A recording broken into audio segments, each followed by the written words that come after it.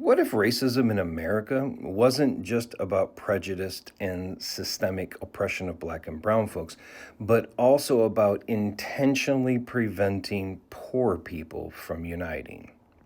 Now, that's a much harder question because most of us were taught to think racism was mainly and almost entirely about individual hate, bad people, bad beliefs, bad actions.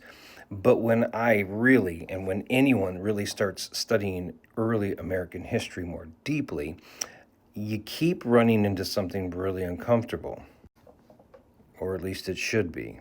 The shift toward race based hierarchy happened after moments where poor Europeans and African laborers pushed back against the elite power at the same time. And that matters because if people at the bottom start recognizing shared exploitation, the entire structure becomes unstable. That's what made Bacon's rebellion so threatening to colonial elites. Not because everyone involved was equal, they weren't, but because there was enough shared experiences that those in power recognized the danger. And after that, you begin seeing clearer racial divisions hardening in the laws, more protections and privileges tied to people labeled as white, and more restrictions becoming permanent for people of African descent and indigenous peoples. And once that happens, something deeper begins to form. Poor Europeans no longer just have this class identity. Now they have racial identity too.